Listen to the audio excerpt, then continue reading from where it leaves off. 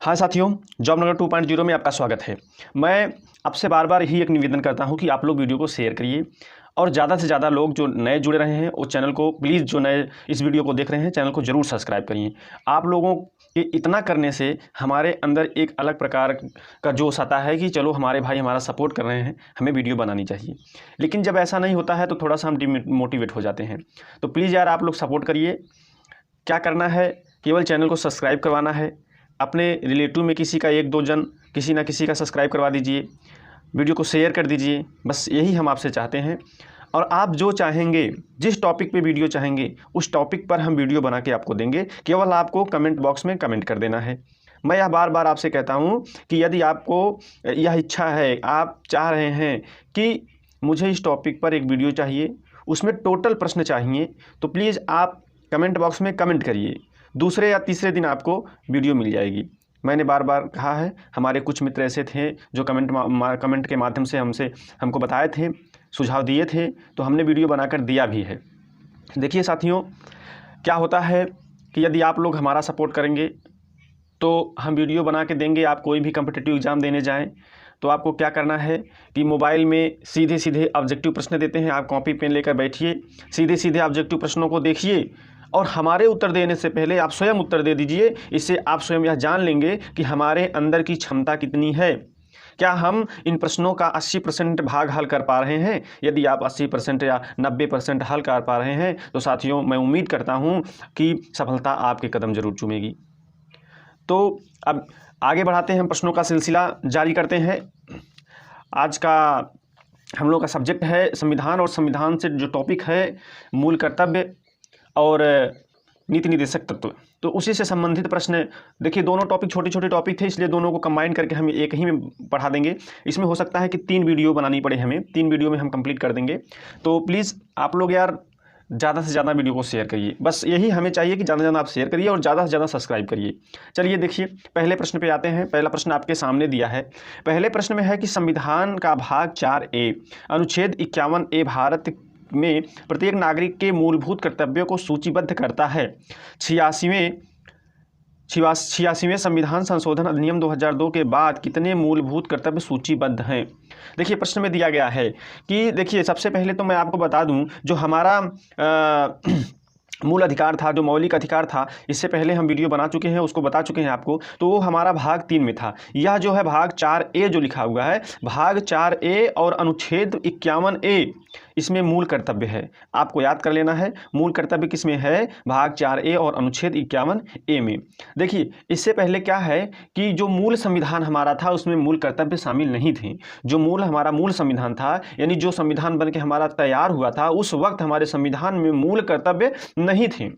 लेकिन इसे क्या किया गया? इसे सरदार स्वर्ण सिंह समिति की सिफारिश से 42वें संविधान संशोधन द्वारा मूल कर्तव्य को जोड़ दिया गया। उस समय जब मूल कर्तव्य को जोड़ा गया था 42वें संविधान संशोधन द्वारा, तब मात्र और मात्र हमारे पास कितने मूल कर्तव्य थे? 10 मूल कर्तव्य थे। लेकिन वर्तमान में एक मूल कर्तव्य और जुड़ गया। वह मूल कर्तव्य कौन सा है साथियों? उस मूल कर्तव्य को, मतलब जो पुराना हम लोगों में जो 10 मूल कर्तव्य थे, उसमें एक मूल कर्तव्य और जुड़ गया और हो गया कितना? टोटल 11 मूल कर्तव्य। जब टोटल 11 मूल कर्तव्य हो गए साथियों, तो अब आप लोगों को पता हो जाना चाहिए कि वह मूल कर्तव्य कितना, कौन सा प्रश्न ऑप्शन इसमें से सही होगा?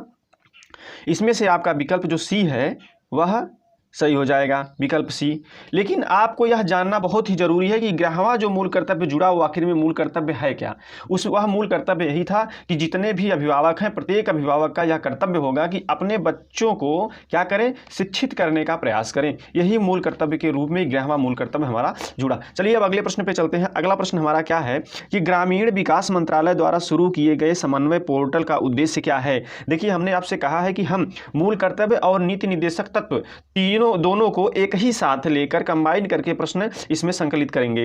तो यह जो प्रश्न है यह हमारा नीति निर्देशक तत्व से संबंधित ही प्रश्न है, ग्रामीण विकास, लेकिन करंट का ही भी प्रश्न इसको माना जाएगा। ग्रामीण विकास मंत्रालय द्वारा शुरू किए गए समन्वय पोर्टल का उद्देश्य क्या है? तो मैं आपको बता दूं साथियों, जो हमारा यह प्रश्न है, इस प्रश्न का जो विकल्प हमारा सी है, सी वाला विकल्प, देखिए सी वाला विकल्प साथियों सही होगा। सी वाला विकल्प संसद आदर्श ग्राम योजना की प्रगति और कार्यान्वयन की निगरानी करना। मैं आपको बता दूं कि सांसद, देखिए, जो सांसद आदर्श गांव योजना के तहत जो 2019 तक जो गांव थे उनको आदर्श गांव बनाने का जो योजना चल रही थी, उस आदर्श ग्राम के रूप में सभी गांवों को बदलना था।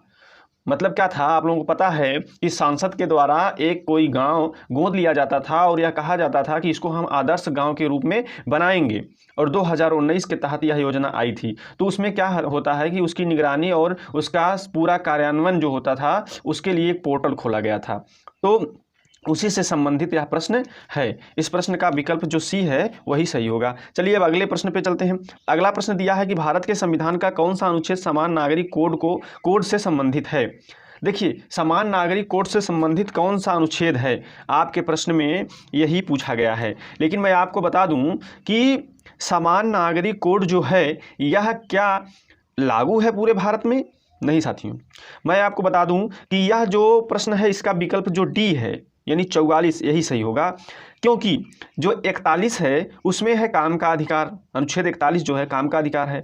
अनुच्छेद 42 जो है मातृत्व हित के लाभ के लिए है, और अनुच्छेद 43 जो लिखा हुआ है उसमें श्रमिकों के सुरक्षा और संरक्षण के बारे में बात की गई है।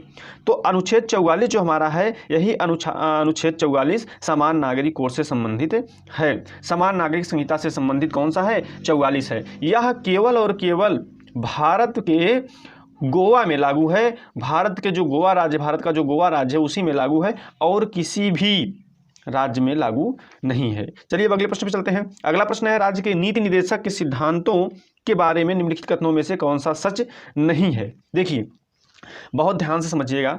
इसमें प्रश्न में दिया है कि सच नहीं है। इसका मतलब क्या है कि आपके विकल्प में जो 4 विकल्प दिया गया है, चारों विकल्पों में से 3 विकल्प सही है लेकिन एक विकल्प सही नहीं है।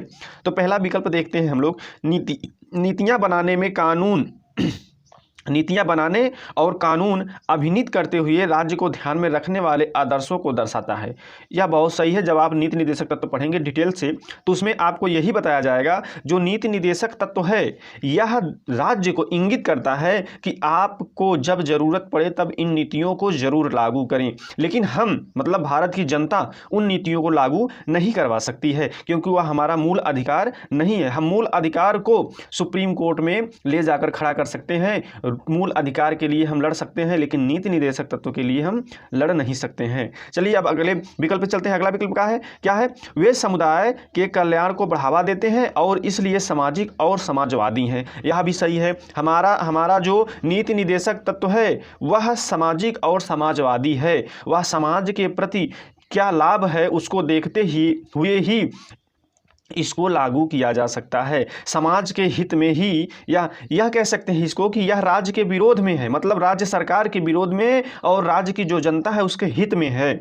ये उल्लंघन के लिए अदालतों द्वारा कानूनी तौर पर प्रवर्तनीय नहीं है। यह भी सही है। हमने अभी आपको बताया है कि यदि सरकार यह चाह रही है कि राज्य के नीति निदेशक तत्व को हम लागू नहीं करेंगे, तब आप अदालत नहीं जा सकते हैं।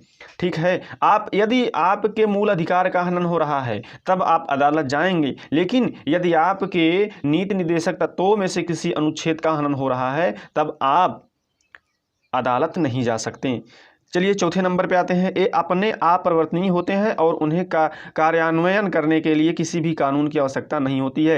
यह देखिए गलत है। आपका विकल्प जो डी है यही गलत है। मैं आपको बता दूं कि अनुच्छेद 37 के आधार पर राज्य के नीति निदेशक तत्व सरकार की इच्छा शक्ति एवं आर्थिक संसाधन पर निर्भर करती है। हमने आपको अभी बताया है कि यदि राज्य के नीति निदेशक तत्व सरकार चाह रही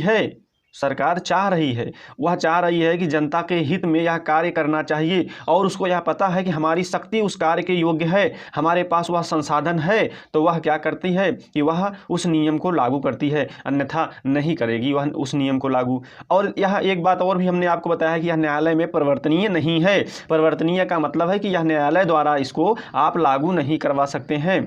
और देखिए, यह एक चीज़ और आप नोट कर लीजिए कि इसको लागू कराने के लिए विधायिका कानून का निर्माण करती है। ऐसा नहीं है कि यह अपने आप लागू हो जाता है। जैसे आपके इस विकल्प में, डी वाले विकल्प में दिया है कि किसी भी कानून की आवश्यकता नहीं पड़ती है, तो यह गलत है। यहाँ पर कानून की आवश्यकता पड़ेगी। कानून के द्वारा ही हम नीति निर्देशक तत्वों को लागू कर सकते हैं। चलिए, अब मुझे उम्मीद है कि आप लोग समझ गए होंगे साथियों। प्लीज़ यार, एक ही रिक्वेस्ट मैं बार बार करता हूँ कि आप चैनल को सब्सक्राइब कर लीजिए। यदि आपका कहीं से इस वीडियो को देखकर या हमारी किसी भी वीडियो को देखकर यदि आपको लग रहा है कि आपका नुकसान हो रहा है, तो प्लीज़ यार चैनल को सब्सक्राइब मत करिएगा। लेकिन यदि आपको लग रहा है कि हाँ, हमारा और किसी और साथी का, मित्र का, दोस्त का लाभ हो सकता है, एक भी प्रश्न यदि आपके परीक्षा में फंस गया यहाँ से, और हो सकता है उसी के भरोसे आप अपने मंजिल को पालें, तो साथियों मैं ज़रूर कहूँगा कि इस चैनल को ज़रूर सब्सक्राइब करिए। मैं ज़रूर कहूँगा, क्योंकि हम भी कम्पिटिटिव छात्र रह चुके हैं, तो हमने भी देखा है कि एक एक नंबर से, पॉइंट नंबर से, दो नंबर से कैसे पीछे रहते हैं, तो क्या तकलीफ़ें होती हैं। तो चलिए, आप लोग सजग रहिए। आगामी परीक्षाएं होने वाली है। उत्तर प्रदेश दरोगा में भर्ती होने वाली है, तो लेखपाल की भर्ती होने वाली है। तो सभी वैकेंसियों को देखते हुए आप जरूर चैनल को सब्सक्राइब करके और अपने अध्ययन को कंटिन्यू रखिए। चलिए अगले प्रश्न पे चलते हैं। अगला प्रश्न क्या है, लिखा है कि निम्नलिखित को पढ़ें और उस पर आधारित सवाल का जवाब दें। राज्य के नीति निर्देशक सिद्धांतों और मौलिक अधिकार भारत के संविधान के अनुभाग हैं। उसमें से पहले अनुभाग अपने नागरिकों के लिए राज्य के बुनियादी दायित्वों और राज्य के प्रति नागरिकों के कर्तव्यों को निर्धारित करते हैं। उत्तरार्ध के अनुभागों में एक भारतीय नागरिक जिन मौलिक अधिकारों का हकदार है उसका समावेश है। दिए गए अनुच्छेद से कौन सा निष्कर्ष निकलता है। देखिए, मैं आपको बता दूं कि हमने अभी बताया है कि जो नीति निर्देशक तत्व है वह राज्य का दायित्व है कि राज्य अपनी इच्छा शक्ति पर निर्भर करता है। वह उसकी इच्छा है तो वह चाहे तो लागू करे, वह चाहे तो ना लागू करे। तो आपका विकल्प जो सी वाला है, सी वाला विकल्प कि निर्देशक सिद्धांत दायित्व है जो कि राज्य पूरा करने से संबंधित है, जो सी वाला विकल्प है, यही सही होगा आपका सी वाला विकल्प। देखिए, जो मूल अधिकार होता है वह हम तो लागू करवा लेते हैं। हम सरकार से लड़ के अपने मूल अधिकारों का, अपने मूल हक को हम लड़ के ले लेते हैं। लेकिन साथियों, जो नीति निर्देशक तत्व है उसमें भी जनता के हित के लिए पूरा वर्णन किया गया है। लेकिन हम अपने हित के लिए उस नीति निर्देशक तत्व को अदालत में ले जाकर खड़ा नहीं कर पाएंगे, क्योंकि उसमें यह दिया गया है कि यदि सरकार चाहेगी, सरकार की इच्छा शक्ति होगी, सरकार के पास संसाधन होंगे, तभी सरकार उस नियम को कानून के माध्यम से निर्माण करके आपके समक्ष लाकर प्रस्तुत करेगी। अन्यथा आप जो है न्यायालय में नहीं ले जा सकते हैं। चलिए अब अगले प्रश्न पे चलते हैं। अगला प्रश्न है कि भारतीय संविधान के मौलिक कर्तव्य किस देश के संविधान से लिए गए हैं। देखिए, किस देश से क्या लिया गया है, इसको साथियों जानना बहुत ही जरूरी है। यहाँ से प्रश्न पूछे जाते हैं। तो इसमें आपको दिया गया है, आपसे पूछा गया है कि मौलिक कर्तव्य किस देश के संविधान से लिए गए हैं। तो साथियों, मैं आपको बता दूं कि सोवियत संघ, हमने आपको बताया है कि 42वां संविधान संशोधन के द्वारा जो स्वर्ण सिंह समिति की सलाह से यह अनुच्छेद 51 का मौलिक कर्तव्य जो जोड़ा गया था, यह मौलिक कर्तव्य सोवियत संघ से लिया गया है, जिसको हम USSR कहते हैं। तो हमारा जो विकल्प कौन सा है, सी वाला सही होता है। चलिए अब अगले प्रश्न पे चलते हैं। अगला प्रश्न दिया है कि कौन सा अनुच्छेद प्रत्येक नागरिक के मौलिक कर्तव्यों को निर्दिष्ट करता है। देखिए, कौन सा अनुच्छेद प्रत्येक नागरिक के मौलिक कर्तव्यों को निर्दिष्ट करता है। अभी एकदम जब से हमने प्रश्न स्टार्ट किया है तब से और अब इस प्रश्न तक हम उस अनुच्छेद के बारे में बात करते हुए चले आ रहे हैं। तो मुझे उम्मीद है कि मुझे बताना नहीं पड़ेगा कि कौन सा अनुच्छेद है। आप तुरंत अपने कॉपी पर लगा दिए होंगे कि यही अनुच्छेद होगा। कौन सा अनुच्छेद प्रत्येक नागरिक के मौलिक कर्तव्यों को निर्दिष्ट करता है। तो साथियों, आपका विकल्प जो सी है वह सही होगा। कौन सा, 51A। चलिए देखिए, प्रश्न जो हमारा है, जो यह प्रश्न दिया गया है कि भारतीय संविधान के अनुच्छेद 48A पर्यावरण का संरक्षण और सुधार एवं वन और वन्य जीवन की सुरक्षा किससे संबंधित है। तो मैं आपको एक बात बता दूं कि साथियों, इस तरीके से जब भी आप में यह इस टाइप का प्रश्न आए, आपके किसी भी एग्जाम में इस टाइप का प्रश्न आए, तो आपको सबसे पहले तो यह ध्यान देना है कि जो मूल अधिकार है, जो मौलिक अधिकार है, वह हमारे संविधान के अनुच्छेद 12 से लेकर अनुच्छेद 35 तक है। अनुच्छेद 12 से लेकर अनुच्छेद 35 तक है। और हमारा जो नीति निर्देशक तत्व है वह 36 से लेकर 51 तक है। तो इससे स्पष्ट हो जाता है कि जो 36 से यदि 51 तक हमारा नीति निर्देशक तत्व है, तो यह इसमें प्रश्न में पूछा गया है 48A के बारे में। तो 48A के बारे में जब पूछा गया है तो 36 से 51 तक नीति निर्देशक तत्व है, तो यह भी तो नीति निर्देशक तत्व के ही अंतर्गत आएगा ना। तो इसलिए हमारा 48A जो हुआ वह राज्य के नीति निर्देशक तत्व के सिद्धांत के अंतर्गत आया है। तो इसमें जो यह प्रश्न है, इस प्रश्न में विकल्प डी आपका सही होता है। एक बात मैं और बता देना चाहता हूं कि जो यह प्रश्न है बहुत इंपॉर्टेंट प्रश्न है, क्योंकि पर्यावरण से संबंधित जितने भी प्रश्न होते हैं इंपॉर्टेंट हो जाते हैं, क्योंकि हमारे दैनिक जीवन में, हमारे जीवन में अमूल्य योगदान जो है पर्यावरण का होता है। तो साथियों, इसलिए हमें भी यह हमारा एक कर्तव्य होना चाहिए कि हमें पर्यावरण की रक्षा सुरक्षा और वन्यजीव की रक्षा सुरक्षा करनी चाहिए। चलिए अगले प्रश्न पर चलते हैं। अगला प्रश्न हमारा कौन सा है?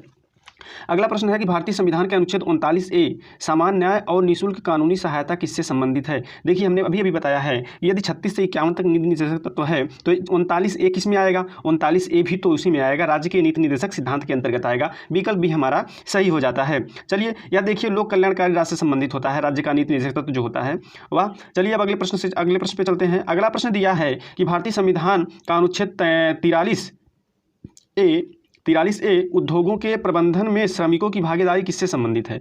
श्रमिकों की भागीदारी किससे संबंधित है? तो देखिए, इसमें भी दिया गया है 43A। तो हमने आपको बताया है कि अनुच्छेद 36 से लेकर 51 तक क्या है? राज्य के नीति निर्देशक तत्व। और पूछा है 43A। 43A में जो है ना राज्य के नीति निर्देशक सिद्धांत के अंतर्गत ही आएगा, इसलिए हमारा विकल्प सी वाला जो सही हो जाता है। यह जो 42वें संविधान संशोधन 1976 द्वारा जोड़ा गया है। 42 जैसे 43वां अनुच्छेद था, लेकिन 43A अनुच्छेद जो है वह क्या कब जोड़ा गया? 42वां संविधान संशोधन 1976 द्वारा जोड़ा गया है। बहुत इंपॉर्टेंट है, इसको भी आप याद कर लीजिएगा। देखिए, जो हम व्याख्या कर दे रहे हैं, छोटे छोटे जो हम कुछ चीज़ें ऐसे फैक्ट बता दे रहे हैं, उससे क्या होगा कि यह प्रश्न आपके दिमाग में बैठ जाएगा। आपको रटने की जरूरत नहीं, आपको समझने की जरूरत है। रटी रटाई विद्या भूल जाती है, लेकिन समझी हुई विद्या जो है नहीं भूलती है। चलिए अगले प्रश्न में चलते हैं। अगला प्रश्न दिया है भारतीय संविधान का अनुच्छेद 41 कुछ मामलों में काम, शिक्षा और सार्वजनिक सहायता प्राप्त करने का अधिकार किससे संबंधित है? देखिए, यदि आप संविधान पढ़ेंगे तो मूल जो राज्य के नीति निर्देशक सिद्धांत है, यदि उसको आप देखेंगे तो जो जनता है, राज्य की जो जनता है, उसके हित के बारे में सभी चीज़ें कही गई हैं। तो आपको लगेगा कि यह भी लागू हो जाना चाहिए अभी, लेकिन वहाँ कंडीशन दी गई है कि राज्य यदि चाहेगा, उसके पास वह संसाधन है, उतनी आर्थिक सुविधाएं हैं कि वह उनको लागू कर सके, तो वह नियम कानून के हिसाब से उसको लागू करेगा। आप उसको लागू नहीं करवा सकते हैं। इसमें इस प्रश्न में जो दिया गया है भारतीय संविधान का अनुच्छेद 41 कुछ मामलों में काम, शिक्षा और सार्वजनिक सहायता प्राप्त करने का अधिकार किससे संबंधित है? तो मैं आपको बता दूं कि इसे क्या कहते हैं, इसे संविधान का आदर्श भी कहते हैं। इसे संविधान का क्या कहते हैं? आदर्श कहते हैं। जैसे कुछ मामलों में काम, शिक्षा और सार्वजनिक सहायता प्राप्त करने से, इस क्या कहते हैं इसी पर जो ये होता है मनरेगा जो है, मनरेगा इसी अनुच्छेद के अंतर्गत। और कुछ मामलों में काम, शिक्षा और सार्वजनिक, जैसे काम की बात हो गई तो मनरेगा जब 2006 में शुरू हुआ था तो इसी अनुच्छेद के आधार पर ही प्रारंभ हुआ था। तो इसलिए हम इसको 41 अनुच्छेद को किस में रखेंगे? राज्य के नीति निर्देशक सिद्धांत। तो ये देखिए, एक थिंकिंग पावर होनी चाहिए जब आप कोई भी एग्जाम देने जा रहे हैं। यह जरूरी नहीं है कि हर प्रश्न आपको आता हो, लेकिन यदि आपकी थिंकिंग पावर मजबूत है, आपका प्रेजेंट ऑफ माइंड मजबूत है, तो आप आराम से लगा लेंगे। यदि आपको इसके बारे में कुछ भी जानकारी ना होती, आप केवल इतना जानते हैं कि अनुच्छेद 36 से 51 तक राज्य के नीति निर्देशक सिद्धांत के अंतर्गत आता है, तो आप तुरंत पकड़ लेते हैं कि जब 36 से 51 तक नीति निर्देशक सिद्धांत है तो 41 जो है वह भी तो उसी के अंतर्गत आएगा। आपको कुछ समझने की जरूरत नहीं है, आप सीधे राज्य के नीति निर्देशक सिद्धांत लगा देते हैं। चलिए अब अगले प्रश्न पे चलते हैं। देखिए, हमारा अगला प्रश्न क्या है? अगला प्रश्न है कि भारतीय संविधान का अनुच्छेद 44 नागरिकों के लिए समान नागरिक संहिता से संबंधित है। देखिए, यह जो नागरिकों के लिए समान नागरिक संहिता है, हमने इससे पहले हम चर्चा किए हैं और हमने यह बताया भी है कि यह केवल और केवल गोवा में लागू है। यह केवल और केवल गोवा में लागू है, जो राज्य के नीति निर्देशक सिद्धांत के अंतर्गत आता है। तो हमारा विकल्प ए सही हो जाएगा। चलिए अब आगे चलते हैं। अगला प्रश्न दिया है कि निम्नलिखित में से कौन सा विषय वह है जिसे संविधान में एक भारतीय नागरिक के मूल कर्तव्यों की सूची में शामिल किया गया है? देखिए, शामिल किया गया है, किसको शामिल किया गया है? धर्मनिरपेक्षता का व्यवहार करना, ये नहीं है। देखिए, और उसके बाद जो हमारा विकल्प भी है, वैज्ञानिक स्वभाव, मानववाद और पूछताछ तथा सुधार की भावना विकसित करना, यह विकल्प जो है आपका सही होगा, यानी विकल्प बी जो है सही होगा। जो हमारा जो भारतीय नागरिक के मूल कर्तव्य हैं, यदि आप देखेंगे मूल कर्तव्यों को, तो उनमें वैज्ञानिक स्वभाव, मानववाद और पूछताछ तथा सुधार की भावना विकसित करना, यह आपको मिलेगा। चलिए अब अगले प्रश्न पे चलते हैं। अगला प्रश्न है, संविधान के किस भाग में भारतीय संविधान के लक्ष्य समाविष्ट किए गए हैं? तो यह देखिए, जो मैं आपको बता दूं, जो संविधान की जो प्रस्तावना है, यदि आप संविधान की प्रस्तावना पढ़ेंगे, यानी आपका जो विकल्प सी है यह सही होगा। आप यदि संविधान की प्रस्तावना पढ़ेंगे कि तो आपको संविधान में जो मूल संविधान है उसमें जो 396 अनुच्छेद हैं टोटल के टोटल उसमें आपको झलकेंगे, मतलब उसमें उस प्रस्तावना में दिखाई देंगे। प्रस्तावना ही, संविधान की जो प्रस्तावना है वही मूल आधार है संविधान का, वही संविधान की आत्मा है, वही संविधान की जान है। तो इस तरीके से हम यह समझ सकते हैं, इस तरीके से यह हम समझ सकते हैं साथियों, जो लिखा है संविधान के लक्ष्य समाविष्ट किए गए हैं। तो लक्ष्य संविधान का जो है किसमें समाविष्ट है? उद्देशिका में, यानी संविधान की प्रस्तावना में हमारा लक्ष्य जो है, उस संविधान का लक्ष्य जो है वह समाविष्ट है। चलिए अगले प्रश्न पे चलते हैं। अगला प्रश्न हमारा है, संविधान के अंतर्गत भारतीय लोकतंत्र के आदर्शों को हम कहाँ देख सकते हैं? मिस प्रिंटिंग है। संविधान के अंतर्गत भारतीय लोकतंत्र के आदर्शों को हम कहाँ देख सकते हैं? तो हमारा जो यह विकल्प है, तो हमें क्या करना है? देखिए इसमें भाग दिया है, प्रस्तावना तो हमने आपको बताया है प्रस्तावना, लेकिन इसमें क्या है कि हम भारतीय लोकतंत्र के आदर्शों को, भारत का जो लोकतंत्र है उनके आदर्श को देखने की बात की जा रही है। तो साथियों देखिए, जो हमारा भाग 4 है, भाग 3 क्या है? मूल अधिकार है, प्रस्तावना हमने आपको बताया ही है। भाग 1 भी आपको हमने बताया है, उसमें केवल जो है भारत के राज्य संघ के बारे में बात की गई है। जो भाग 4 है वह राज्य के नीति निर्देशक तत्व है। तो भाग 4 जो राज्य के नीति निर्देशक तत्व है, हमने कहा है कि इसमें संविधान की का जो आदर्श है, इसलिए देखिए, इसलिए जो भाग 4 को संविधान का आदर्श भी कहा जाता है, क्योंकि इसमें केवल और केवल जनता के हित के बारे में ही बात की गई है, और इसमें आप देखेंगे तो पूरा एक आदर्श के रूप में आपको दिखाई देगा। तो भाग 4 हमारा जो विकल्प है वह सही होगा। चलिए आगे चलते हैं। अगला प्रश्न हमारा है, भारतीय संविधान का कौन सा अनुच्छेद यह निर्धारित करता है कि राजकीय नीति के निर्देशक तत्व सिद्धांत किसी न्यायालय द्वारा लागू नहीं किए जा सकते? हम बार बार हम आपको यही बताए हैं कि अनुच्छेद जो 37 है, मतलब विकल्प सी जो है आपका सही होगा। राज्य के नीति निर्देशक सिद्धांत को आप किसी न्यायालय में जाकर या नहीं कह सकते हैं न्यायालय से कि इसको आप लागू करिए, क्योंकि यह राज्य की इच्छा शक्ति के ऊपर डिपेंड करता है, सरकार की इच्छा शक्ति के ऊपर डिपेंड करता है कि वह आपके नीति निर्देशक तत्व को लागू करे, नीति निर्देशक सिद्धांत को लागू करे या ना करे। आप केवल और केवल मूल अधिकार के लिए ही आप न्यायालय में जा सकते हैं, नीति निर्देशक तत्व के लिए नहीं जा सकते हैं। यह अनुच्छेद 37 में कहा गया है। चलिए अगले प्रश्न पे चलते हैं। अगला प्रश्न है कि निम्नलिखित में से किसकी संस्तुति पर भारतीय संविधान के मूल कर्तव्य शामिल किए गए हैं? किसकी संस्तुति पर? देखिए हमने सबसे पहले बताया था 42वां संविधान संशोधन, याद करिए 42वां संविधान संशोधन, सरदार स्वर्ण सिंह समिति। तो हमारा विकल्प कौन सा? सी वाला सही हो जाएगा। सरदार स्वर्ण सिंह समिति की सिफारिश पर मूल कर्तव्य को जोड़ा गया था और 42वां संविधान संशोधन के द्वारा। तो चलिए अगले प्रश्न पे चलते हैं। अगला प्रश्न है दिया है कि भारत के संविधान के निम्नलिखित में से किन किन उपबंधों को भारत सरकार द्वारा शुरू किए सामाजिक सहायता कार्यक्रम द्वारा पूरा किया गया है?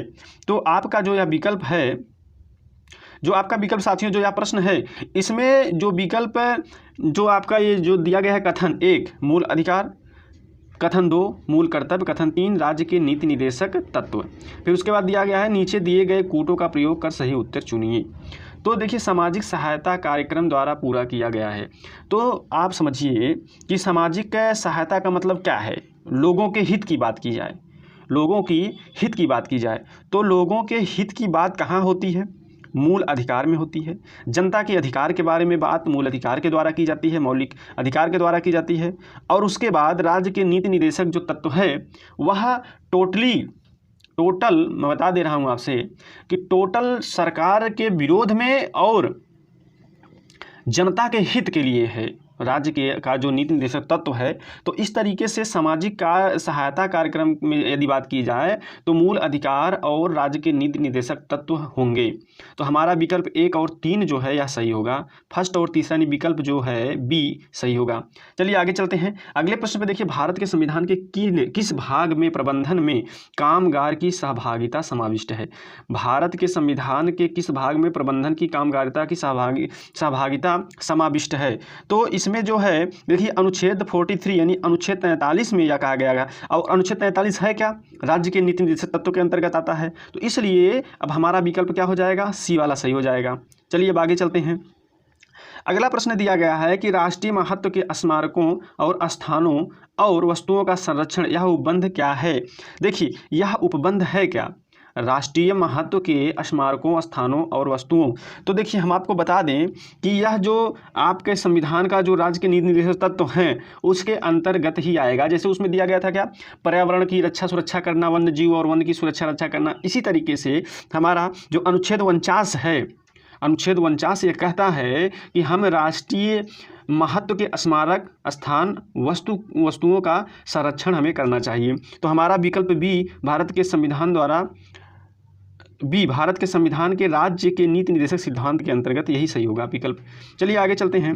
अगला है प्रश्न कि किस अनुच्छेद के अंतर्गत कोई नागरिक मूल अधिकारों के किसी भी उल्लंघन के लिए सीधे ही उच्चतम न्यायालय में मुकदमा कर सकता है। देखिए, हम बार बार आपको बताए हैं, जो अनुच्छेद 32 है, यह कहता है, अनुच्छेद 32 जिसको हम संवैधानिक उपचार का नाम देते हैं, बाबा डॉक्टर साहब भीमराव अम्बेडकर जी ने यह कहा था कि अनुच्छेद जो 32 है यह उनके द्वारा, यही आत्मा है, यही पूरे संविधान की आत्मा है। इसके द्वारा 5 रिटें जारी की जाती हैं, जो हम आपको मूल अधिकार में सब कुछ आपको बता चुके हैं। तो इसमें हमारा विकल्प कौन सा सही होगा, हमारा विकल्प डी सही होगा। हम अनुच्छेद 32 के अंतर्गत उच्चतम न्यायालय में क्या कर सकते हैं, मुकदमा दर्ज कर सकते हैं, और अनुच्छेद 226 के द्वारा उच्च न्यायालय में मुकदमा दर्ज कर सकते हैं, जिसके द्वारा हमें 5 रिटें देने की जो है ताकत दी गई है।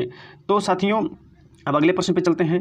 अगला प्रश्न क्या है, भारत में सांप्रदायिकता के विकास का मुख्य कारण है। सांप्रदायिकता के विकास का मुख्य कारण क्या है, अल्पसंख्यक समूहों का शैक्षिक और आर्थिक पिछड़ापन। जो अल्पसंख्यक है इसके बारे में भी हम चर्चा कर चुके हैं, जिसमें क्या होता है, भाषाई आधार पे और जातिगत आधार पे जो है अल्पसंख्यकों